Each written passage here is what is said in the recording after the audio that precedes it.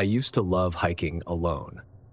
I know it's the first thing people warn you not to do, especially if you're a young woman. But for me, the woods were more like a study hall than a danger zone. I was 24, a biology student in Virginia, and the trails at Shenandoah National Park were basically my lab. I'd take my field notebook, a camera, a thermos of tea, and spend hours cataloging plants or just watching how fog moved across the trees. It was late November 2017, the kind of damp day when fog rolls in and swallows the world whole. I'd gone out early, planning just a 2-hour loop before it got dark. About 20 minutes in, I stopped to photograph a patch of shelf fungi growing on a log. Then, out of nowhere, I heard a whistle. Clear and human, not from nature. Someone meant for me to hear that. Just 4 notes, rising then falling, like a little tune. I figured it was another hiker. Sound carries weird in fog. So I kept moving. But then, when I stopped again, crouched by a cluster of ferns, the same whistle floated through the mist. Same pitch, same spacing. I straightened up and peered into the woods, searching for movement. Nothing. Just gray curtains of fog, thick enough that even 30 feet ahead looked like smoke. At first, I smiled. Maybe someone was messing around. Maybe it was a dad with his kids, whistling to keep them entertained. The woods echo. Sound bounces. But 10 minutes later, it happened again. This time, I tested it. I walked faster, then stopped suddenly behind a tree. The whistle came, right on cue. That's when my curiosity gave way to caution and unease. I told myself a dozen explanations. Could be coincidence. Could be 2 different hikers whistling the same thing. Maybe even birds mimicking sounds. Still, the fact that it only happened when I stopped, it felt like someone was watching me. I tightened my pack straps and picked up the pace. The trail wound uphill, slick with wet leaves, and the fog made the climb feel endless. I kept looking back, expecting to see a silhouette breaking through the haze. But there was nothing. The whistle came again. Closer. I gripped the little can of bear spray I carried. My professor always told us that fear of predators is usually misplaced, that the real risks in the woods are slipping, dehydration, or ticks. But I couldn't shake the sense that something or someone was pacing me. I tried calling out, "Hello?" The words sounded small, eaten by the fog. No answer. I told myself, just get to the next trail junction. There'd be a sign, maybe other hikers. Maybe this was all in my head. The junction never appeared, at least not as soon as I wanted it to. Instead, the trail dipped into a hollow where the fog thickened so much it felt like wading through smoke. That's when the whistle cut sharper. Same 4 notes, but closer, maybe just 30 feet behind me. I froze, ears straining. Then I heard it, the faint crunch of a boot on wet leaves. Not mine, not timed with me. My chest tightened. I started walking again, faster now, not caring about plants or photos. I just needed out. Every time I stopped to listen, the whistle followed. I tried once more, snapping a twig loud on purpose, then pausing mid-step. The tune came again. I realized whoever it was, they knew the game I was playing. It felt like hours before the trail widened near a ridge. My relief barely lasted a breath, because that's when he appeared.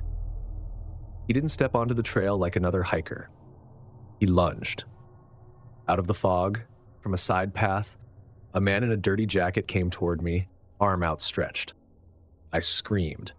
It wasn't even words, just raw panic tearing out of my throat. I spun, nearly slipped on the wet ground, and bolted down the trail. Behind me, I heard his boots pounding, then the whistle again, shorter this time, like a taunt. The fog blurred everything, but luck was on my side. I stumbled straight into a group of 3 hikers coming uphill. 2 women and a guy. I must have looked wild-eyed because the guy stepped in front of me immediately. asking what was wrong. I just kept pointing behind me, gasping, "There's a man. He's following me." He grabbed, and then we all saw him. The man emerged from the mist a few yards back, stopped dead when he saw the group, and turned on his heel like it was nothing. Just melted into the fog. One of the women pulled out her phone. The group huddled around me while she called 911. The Rangers came fast. Within an hour, a couple of deputies had the man in custody. They said he was a local with untreated mental issues, known for bothering hikers, but never before this aggressively. When they asked if he'd said anything, I told them about the whistling, about how it always matched my steps, about how he lunged. One of the deputies looked at the ranger and said, "Same pattern as last time." That phrase stuck with me. Last time. Apparently, he'd been reported before for stalking, for creeping too close. But no one had caught him in the act until me. I should have felt vindicated, but all I felt was shaken. I gave my statement, rode back to the ranger station with the hikers who'd helped me, and just sat there while they made coffee and told me I'd been lucky. But it felt strange. Because, yeah, I hadn't been hurt, but I kept replaying it. The way he lunged, no hesitation. The way the fog made him seem like he could appear from anywhere. It's been almost 8 years since that hike. I still love nature. I still take photos of plants. But I don't hike alone anymore. I can't. Every time I step on a trail, even with friends, I listen for that sound. That little 4-note tune. Sometimes I hear it in my head when the woods are quiet. I tell myself it was just a man with problems. Nothing supernatural, nothing beyond explanation.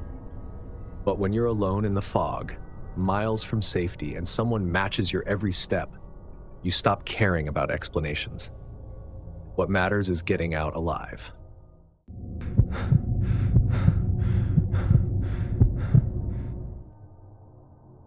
I've always thought hiking was my reset button.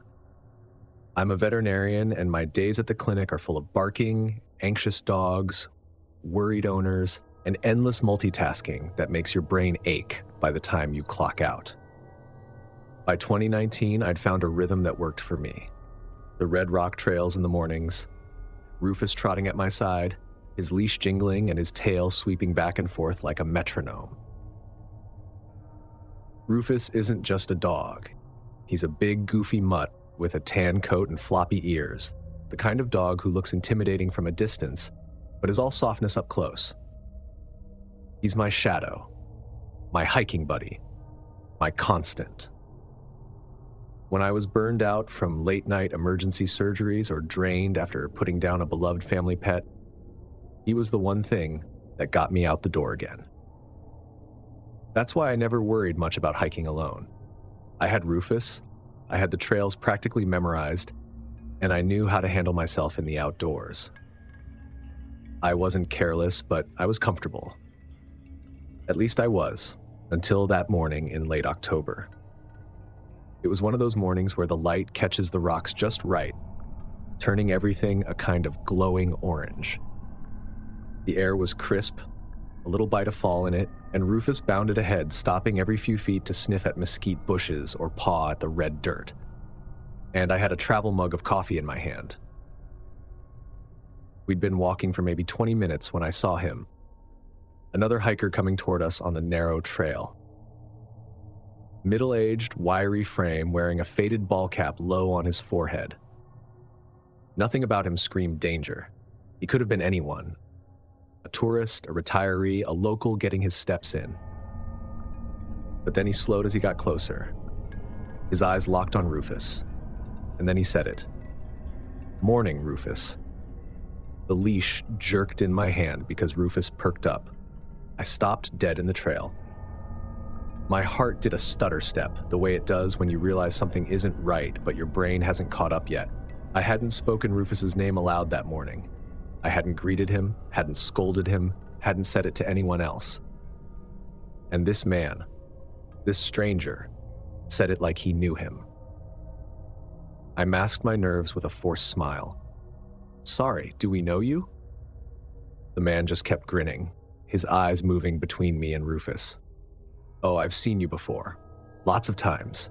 You usually start your hikes around 8, sometimes earlier on weekends. That hit me like a gut punch. I remember thinking, he's not guessing. He's not lucky. He's been watching. I tugged Rufus a little closer. You must be mistaken. But he shook his head, almost amused. No mistake. I've been following you online, your photos, your hikes, your routines. You post more than you think. Just then the bottom dropped out. I did have an Instagram for Rufus. A silly account I'd made years back to share pictures of him among the red rocks or splashing in Oak Creek. It wasn't huge, but it had a couple thousand followers. I'd never once considered it dangerous. And now here was this man, standing in front of me on a narrow trail, reciting back details of my life I'd never shared with anyone in person. I wanted to turn around and bolt, but the trail was too narrow. Rufus was wagging his tail like this was all a game. I remember thinking how surreal it was. My dog, who I trusted with everything, had no sense of the threat in front of us. So I tried to keep my voice calm. You need to leave me alone. This isn't appropriate. I'm not here to hurt you, he said. I just wanted to finally say hi. We've been close for a while. That word, close, sent my stomach twisting. I started walking, hoping he'd just let me pass, but he fell into step beside me. Every few feet, he'd throw out another detail. That red backpack. You use it a lot. You bought it last summer, right? I saw the unboxing photo. Or, you always take the same loop on Tuesdays. Do you want me to show you a shortcut? It was like being trapped in a conversation I hadn't agreed to, every sentence reminding me how much he'd studied me. I tried subtle tricks to shake him, pretending to stop and take photos, tying my bootlace, letting Rufus sniff at a cactus, longer than necessary. Every time, the man just waited, smiling, watching me like we were sharing some private joke. The trail was quiet, no other hikers in sight. The red rocks that had always felt like home suddenly felt like walls closing in. I started thinking through my options clinically, the way I'd triage an emergency at work. Could I outrun him? Probably not. Could Rufus protect me? Maybe, but he wasn't trained for aggression. Could I get back to the trailhead before something worse happened? Not likely. He'd follow. At that moment, I saw movement ahead. A ranger in a green jacket, walking the trail with a clipboard in hand. Relief washed over me so fast it was almost dizzying. I raised my voice on purpose. Rufus, heel. The ranger looked up and walked faster toward me. The stranger slowed then, like he realized his time was up. But instead of slinking away, he leaned in close enough for me to smell his breath. I'll see you again. Don't think deleting your account will change that. Before I could react, the ranger was there, putting himself between us. Is there a problem here? The man stepped back, suddenly all innocence. No problem. Just talking. But the ranger wasn't buying it. He walked me and Rufus back toward the trailhead, keeping himself between us and the stranger until we reached the parking lot. By then, the man had melted back into the rocks. I drove home shaking. That night, I deleted Rufus's Instagram. Years of photos, our hikes, our goofy selfies, my little diary of joy with him, gone in one click. It felt like cutting off a piece of myself. I bought pepper spray. I changed my routines. I stopped hiking alone, even though it had always been the one place I felt like I could breathe. Rufus didn't understand, of course. He still wanted to bound into the car every morning, tail wagging, ready for another adventure. And I hated myself for saying no. Because the truth is that man stole more than a hike. He stole my sense of safety. And even now, years later, when I walk Rufus in broad daylight, I catch myself scanning faces, wondering if he's still out there, waiting for me to slip. It's frustrating and honestly terrifying that something as harmless as a social media page somehow invited someone dangerous into my life.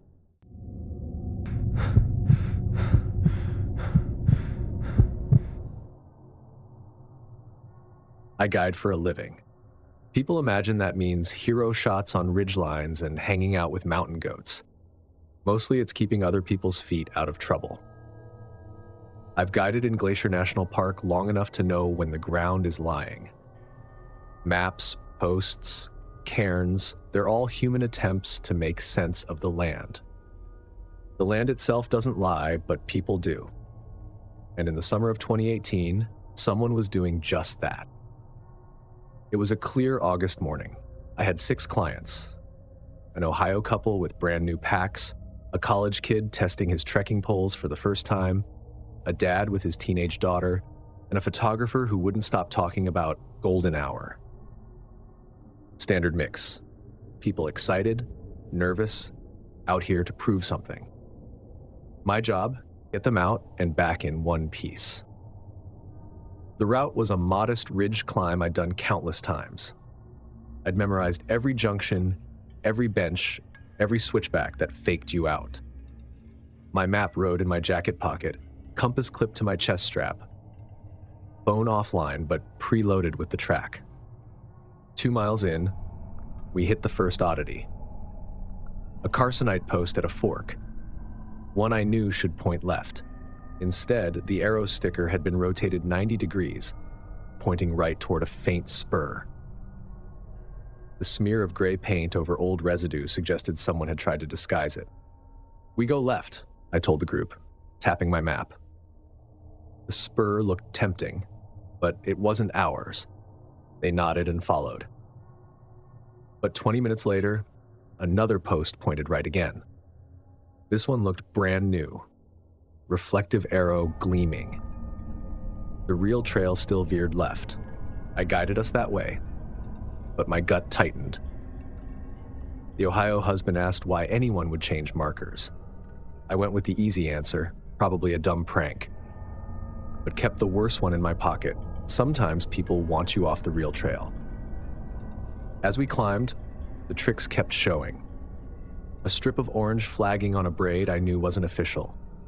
6 cairns lined neatly toward a notch that led nowhere good. I kicked them down, the teen helped, and we laughed it off.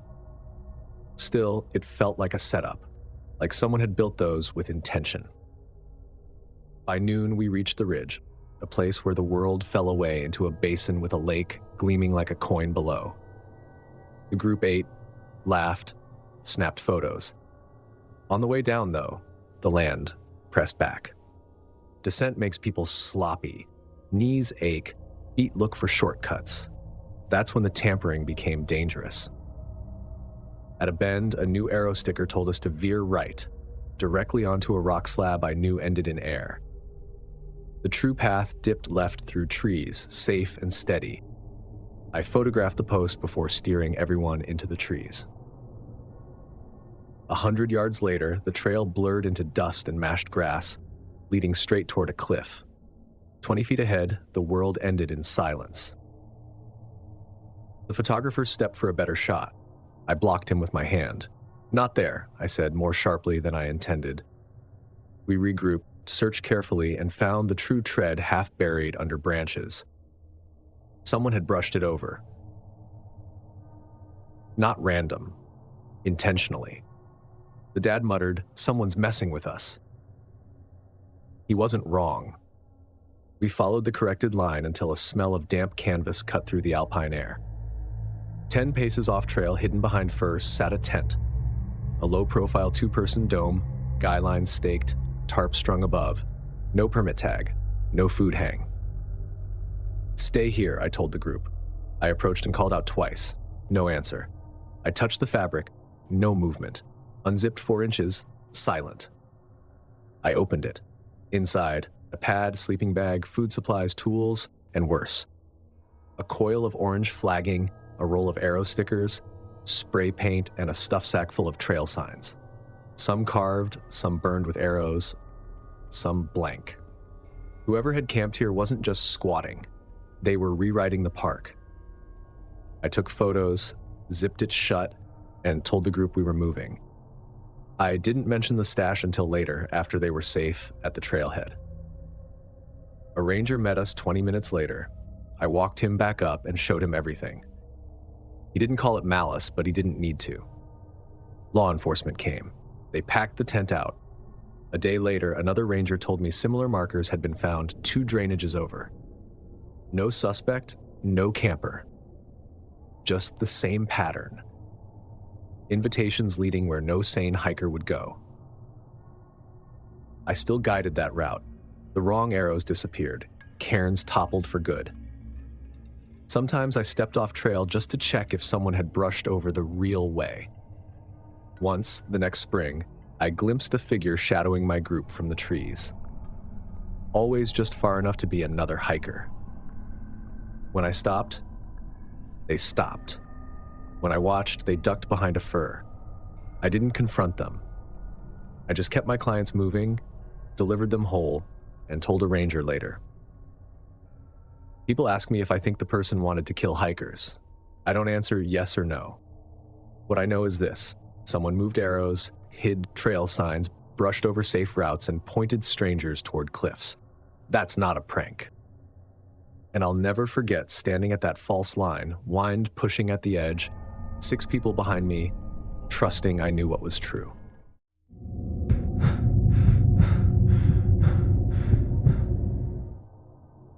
I don't go up into the Smokies for thrills. I go up there because trails are like plumbing. Ignore the leaks and the whole hillside gives way. I'm a volunteer, not a ranger. Couple Saturdays a month, sometimes a long weekend, I carry tools and do what's needed. Clearing brush, cutting new water bars, fixing tread. It isn't glamorous, but it feels good leaving a path stronger than when you found it. May 2019, humid morning after storms. Our crew hiked into the North Carolina side with shovels, McClods, and rock bars. The section we were fixing was bad. Erosion chewing straight downhill. Ray, our leader, paired us off. I was with Will, another regular. We started clearing a clogged water bar. Wet silt, roots, compost, all the usual mess. Then my shovel hit something that didn't sound like stone or wood. It pinged through the handle. Brushing mud aside, I saw a flash of orange-brown. Metal. I worked it loose carefully. It was a hunting knife. Rusted, heavy, laid down in the trench like someone had driven it there deliberately. Handle half rotted, tang stamped with a name I couldn't make out. We set it on a rock and stared. People drop things on trails, sure. Boots, bottles, socks. But this wasn't dropped. Someone had wedged it, tamped dirt around it, hidden it. Ray radioed a ranger. Meredith came up 10 minutes later. She crouched by the trench, used tweezers to lift something we'd missed. A strip of cloth, gray once, stained dark in the center. Dried blood. She bagged it, bagged the knife, scribbled notes. Karen asked, "Do you see this a lot?" Meredith looked at her evenly and said, "You'd be surprised how often this happens." Then she walked away with the evidence. That line stuck with me more than the knife. You'd be surprised how often this happens. Like it was routine. We went back to work, but my head stayed in that trench. I've seen enough injuries to recognize old blood. This wasn't a dropped tool. It was a planted one. A marker. Maybe a warning.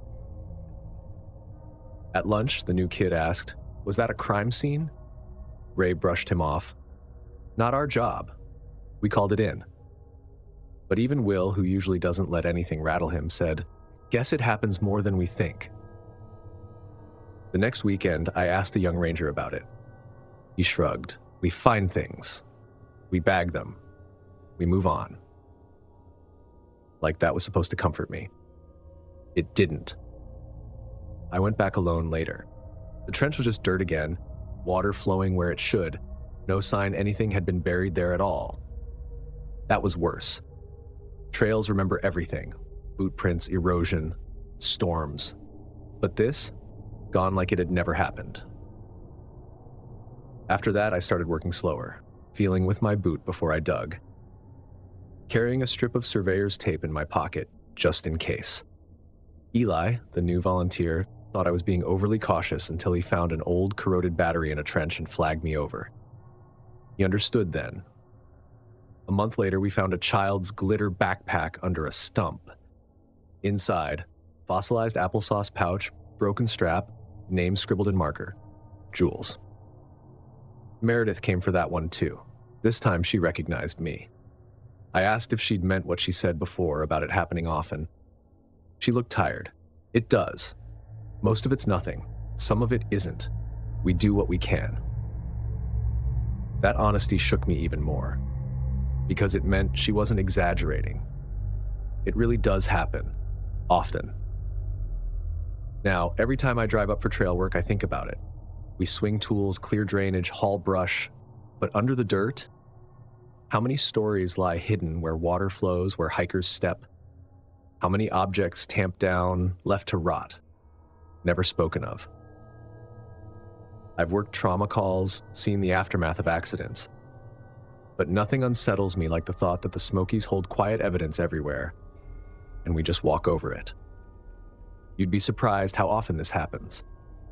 I wish she hadn't said that, because now, every time my shovel hits something it shouldn't, I hesitate.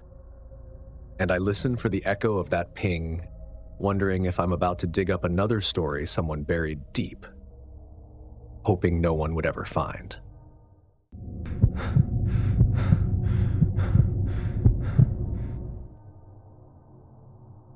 I was 23 when this happened, in the fall of 2022. Back then, I was a college student in Asheville, North Carolina, and like most people my age, I lived too much of my life online. I had a part-time job at a computer lab, spent nights gaming, and on weekends I'd take my gear into the woods to unplug. Or at least that's what I told myself. This trip was supposed to be one of the good ones. Just me, my pack, a brand new tent I'd saved up for, and Pisgah National Forest stretching out in front of me. I planned an overnight, hike up one of the lesser-used trails, find a spot to set up before dusk, and hike back down in the morning. Nothing ambitious. I'd done it a dozen times before. I left the trailhead around 2 in the afternoon. It was one of those crisp days. My pack was heavy, but in that satisfying way. I had snacks in the top pocket, a lightweight stove strapped to the side, and my sleeping bag rolled up tight at the bottom. About an hour in, I noticed the sound. A faint buzzing, higher pitched than a bee, steadier than a cicada. I looked up and caught the gleam. A drone. At first, I thought it was some kid messing around near the trailhead. People flew drones all the time, and Pisgah's scenic overlooks were basically Instagram bait. But what unsettled me was that it stayed above me. Not intrusive, just high enough to catch the sun off its rotors. And when I stopped to drink water, the drone hovered too. I tested it. Walked faster, it moved. Paused mid-trail, it paused. I told myself it was coincidence. Maybe a ranger using a drone for survey work. But deep down, I knew better. This thing wasn't mapping erosion or counting trees. It was watching me. By the time I reached the ridge where I planned to camp, the drone had dipped behind the trees. I set up in a small clearing, close to a trickling stream, and tried to brush it off. I boiled water for ramen, scrolled through my phone with the single bar of service I had, and told myself I was paranoid. But the woods didn't let me forget. Around 11, I killed the lantern inside my tent and lay back, trying to sleep. Then I heard it. Crunch. Crunch. Slow footsteps circling. I held my breath. My first thought was deer. Then I caught the rhythm. Too heavy, too careful. Not an animal. The steps went all the way around the tent, paused, then started again. My dog wasn't with me that trip, and without her, the silence was unbearable. Every nerve in my body begged me to unzip the tent, but I couldn't. I clutched the multi-tool I kept by my mat and waited. At some point, the sound faded. I must have dozed off because when I woke, pale morning light was leaking through the tent fabric. I unzipped and stepped out, and my stomach knotted instantly. My gear was scattered, my cooking pot overturned, my food bag unzipped and pawed through. Even my extra socks were lying a few feet away, damp with dew. Nothing valuable was missing, except the small power bank I used to charge my phone. Whoever had been there didn't just stomp around my camp to scare me. They'd handled my stuff, chosen something specific to take. I packed fast. The entire hike back, I kept looking up, expecting the drone to reappear. But the sky stayed empty. Back in town, I couldn't stop thinking about it. I spent the night scrolling through outdoor forums, typing things like, Pisgah drone following hikers. It didn't take long to find posts. People described almost the same experience. Faint buzzing overhead, footsteps outside their tents, gear scattered or missing. One guy said he caught a glimpse of a man in camo on the tree line. Another claimed he'd woken to find a boot print right at his tent door. The posts always ended the same way. The culprit was never caught. Rangers dismissed it as paranoia or pranksters. But everyone agreed. Someone out there was using a drone to pick targets, to track hikers, maybe to rob them, maybe worse. It's been 2 years and I still hike, but never alone, never without friends watching my back. And whenever I hear a high-pitched buzz overhead, even if it's just a kid flying a drone in a park, something inside me locks up, because I know what it felt like that night in Pisgah. The certainty that someone had marked me, followed me, and waited for me to be most vulnerable. If you also realize the woods aren't scary because of bears, but because of people, smash that like button, hit subscribe so you don't miss the next nightmare, and tell me in the comments, would you still hike solo after this? And if you ever thought tree houses were just fun little hideouts, you've clearly never heard these stories. Click now to watch 4 disturbing treehouse horror stories where going up is the worst mistake you can make. Thanks for watching. Stay alert, stay safe, and I'll see you in the next nightmare.